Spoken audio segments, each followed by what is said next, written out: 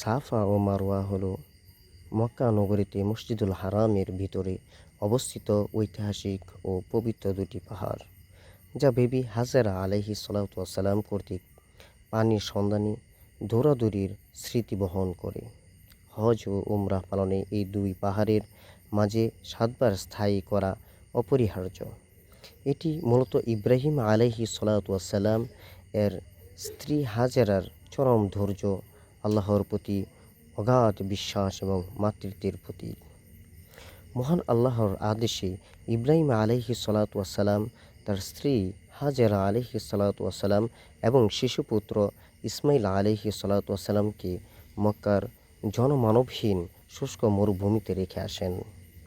খাবার ও পানি শেষ হয়ে গেলে শিশুপুত্র ইসমাইলের তৃষ্ণা মেটানোর জন্য বেকুল হয়ে হাজেরা আলাইহিসসালাম সাফা পাহাড়ে উঠেন এবং আশেপাশে পানির খোঁজ করেন। এরপর সাফা থেকে মারওয়ায় এবং মারওয়া থেকে সাফার এভাবে মোট 7বার দৌড়াদৌড়ি করেন। হাজেরা আলাইহিসসালাম যখন পানির সন্ধানে এই দুই পাহাড়ের মাঝে স্থায়ী করেছিলেন, তখন আল্লাহর নির্দেশে ফেরেশতা জিবরাইল আলাইহিসসালামের মাধ্যমে ইসমাইল আলাইহিসসালামের পায়ের আঘাতে সেখানে অলৌকিকভাবে জমজম রূপে সৃষ্টি হয়। হাজেরা আলাইহিসসালাম এর এই ত্যাগের স্বীকৃতিস্বরূপ আল্লাহ তাআলা এই দুই পাহাড়ের মাঝে স্থায়ী করাকে হজ ও উমরার রুকন বা আবশ্যকীয় অংশ করে দিয়েছেন, যা কোরআনে আল্লাহর নির্দেশ হিসেবে বর্ণিত হয়েছে। সম্মানিত উমরা এবং হজ যাত্রীবৃন্দ, আমরা যখন হজ অথবা উমরা করার নিয়তে পবিত্র কাবা শরীফে আসি, তখন আমাদের দুটি কাজ অপরিহার্য হয়ে ওঠে। একটি হলো ইহরাম বেঁধে এবং নিয়ত করে ইহরাম পরিধান করা। পরবর্তী সময় হলো কাবা শরীফে 7বার তওয়াফ করা।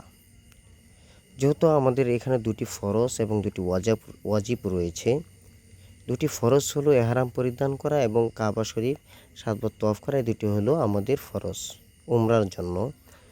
আর ওয়াজিব দুটি হলো সাফা মারওয়া স্থায়ী করা এবং মাথা মুন্ডানো।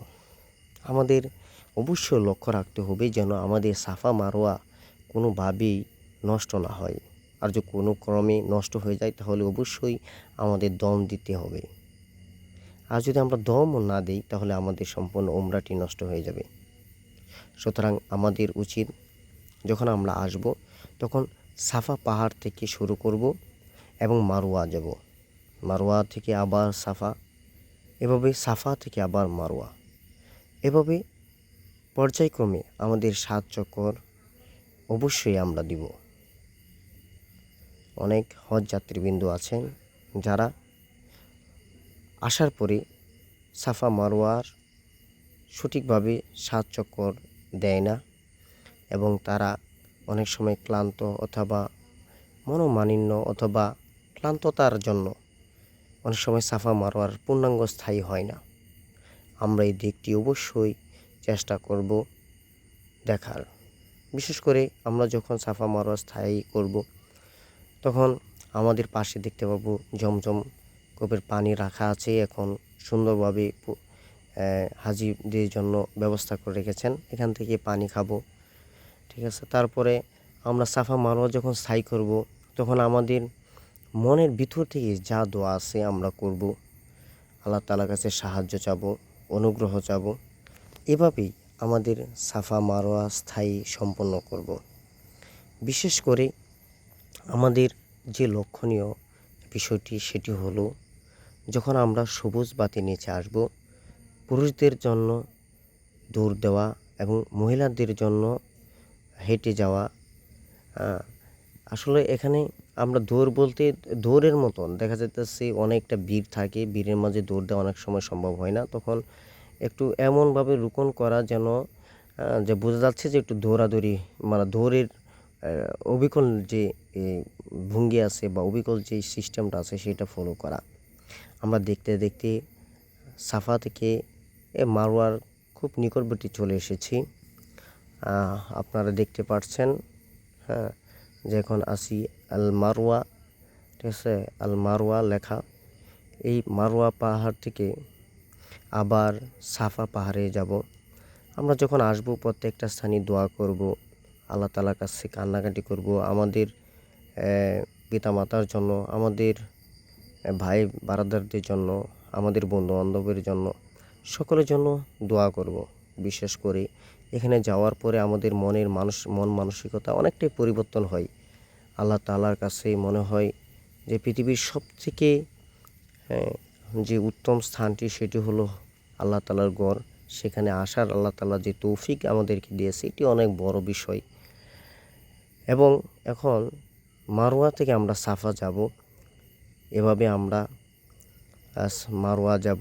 মারওয়া যাওয়ার পরে আমরা যাওয়ার প্রতি নানাবিধ দোয়া পড়ব, কোরআন তেলাওয়াত করব এবং মনের ভিতর থেকে যত রকমের দোয়া আছে তখন আমরা করব। এবং বিশেষ করে আমাদের গুনাহ খাতা যেন আল্লাহ তাআলা মাফ করে সেই দোয়া বেশি করে করব। বিশেষ করে আল্লাহ তাআলা যেন আমাদের ঈমানের সাথে মৃত্যু দান করে, এই দোয়া করব। আমরা যেন রাসূল সাল্লাল্লাহু আলাইহি ওয়াসাল্লামের অনুকরণ করতে পারি, সেই দোয়া করব। সর্বোপরি বিষয় হলো, আমরা যখন সাফা মারওয়া স্থায়ী করব, আমাদের অবশ্যই লক্ষ্য রাখতে হবে আমাদের জন্য প্রত্যেকটা বিষয় খুব সুন্দরভাবে হয়। আমরা যেন একটা সুন্দর মুআল্লিমের মাধ্যমে যেতে পারি, যেন তাদের দিক নির্দেশনায় আমাদের কাজগুলো সম্পন্ন করতে পারি।